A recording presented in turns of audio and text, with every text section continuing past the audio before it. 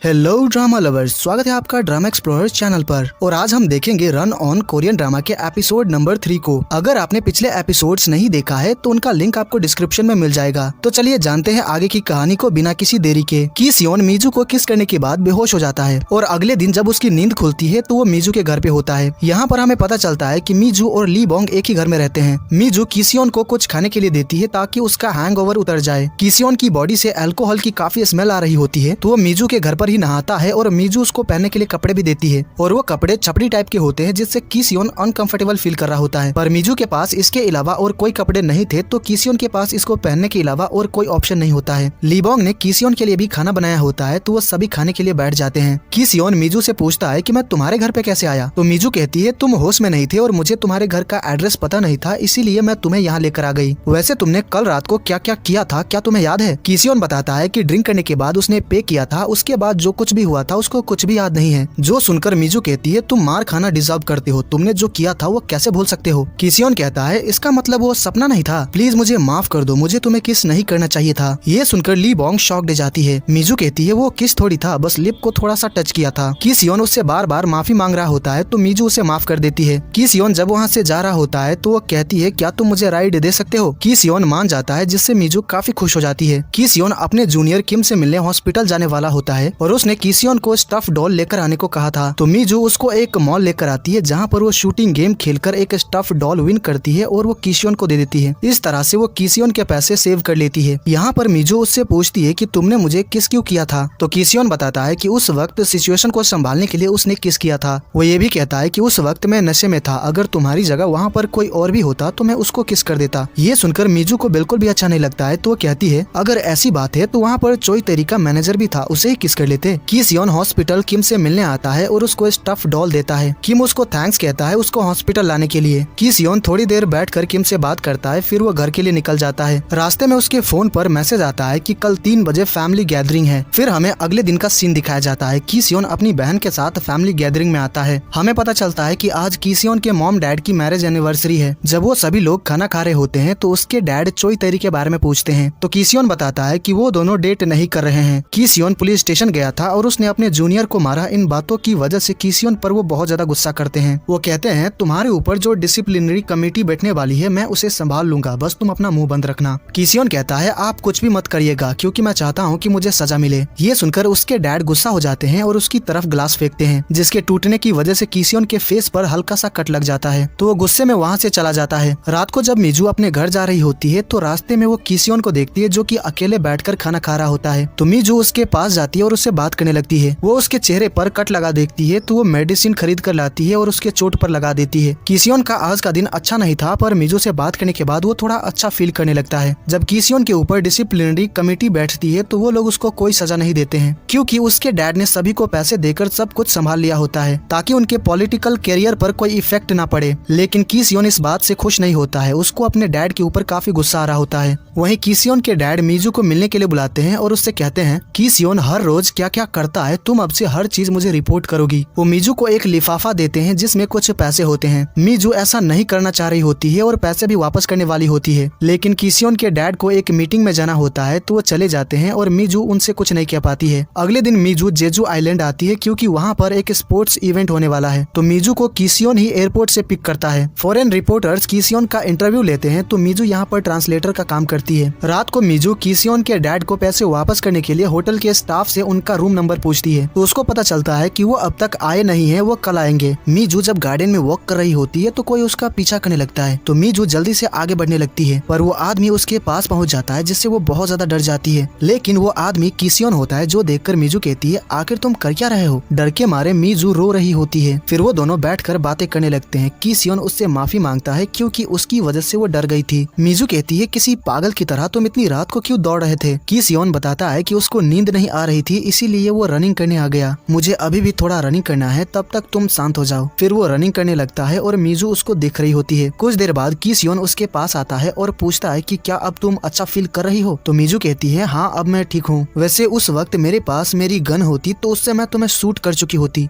किसियोन पूछता है क्या इसका मतलब वो लाइटर गन सेल्फ डिफेंस के लिए था? तो मीजू कहती है हाँ ऐसा ही है, वैसे क्या तुम मेरी गन लेकर आए हो? किसियोन कहता है वो मेरे ट्रेनिंग सेंटर पर है और कुछ वक्त के लिए मैं वहाँ पर नहीं जा सकता क्योंकि मैंने अपने अपने जूनियर को मारा था। ये सुनकर मीजू शॉक्ड हो जाती है। फिर वो मीजू को सारी बात बताता है कि उसने ऐसा क्यों किया था। वो उससे ये भी कहता है कि उसको वो सभी चीजें भी करनी पड़ती है जो कि उसको पसंद नहीं है। तो मीजू कहती है अगर ऐसी बात है तो जो चीजें तुम्हें पसंद नहीं है वो मत किया करो, बस वही किया करो जिससे तुम्हें खुशी मिलती है, क्योंकि तुम्हें भी खुश रहने का पूरा हक है। मीजू की ये बात सुनकर किसियोन को बहुत अच्छा लगता है। अगले दिन किसियोन और बाकी के सभी एथलीट्स का प्रैक्टिस गेम होता है। तो किम भी जेजू आइलैंड आता है ताकि किसियोन का गेम देख सके। गेम स्टार्ट होने से पहले किसियोन अपने डैड के पास आता है और कहता है मुझे बचाने के लिए आपने कमेटी मेंबर्स को पैसे दिए थे, मैंने सही कहा ना, जवाब दीजिए मुझे। तो उसके डैड कहते हैं कि तुम्हें ये सब जानने की जरूरत नहीं है, तुम बस अपने गेम पर ध्यान दो। आज काफी सारे लोगों की नजर तुम पर रहेगी तो कोई भी परेशानी मत खड़ी कर देना। किसियोन कहता है आपको मुझे यहाँ पर आने ही नहीं देना चाहिए था, मैंने आपको एक मौका दिया था पर आपने वो गवा दिया है। फिर जब रेस स्टार्ट होता है तो किसियोन भागता ही नहीं है, जो देखकर सभी लोग शॉक्ड हो जाते हैं। किसियोन रिपोर्टर्स के पास आता है तो सभी पूछते हैं कि वो क्यों नहीं भागा। तो किसियोन कहता है मैंने अपने जूनियर को मारा था, इसीलिए रेस में भागने का मुझे कोई हक नहीं है। किसियोन के ऐसा करने से उसके डैड और सभी लोग शॉक्ड हो जाते हैं। किसियोन मीजू की तरफ देखता है तो वो भी काफी शॉक्ड होती है और यहीं पर एपिसोड नंबर 3 खत्म हो जाता है। तो गाइज ये वीडियो आपको कैसी लगी मुझे लाइक डिसलाइक एंड कमेंट्स के थ्रू जरूर बताइएगा और आगे के एपिसोड्स के एक्सप्लेनेशन देखने के लिए चैनल को सब्सक्राइब कर लीजिएगा। तो मैं मिलता हूँ आपसे अगले वीडियो में। Take care,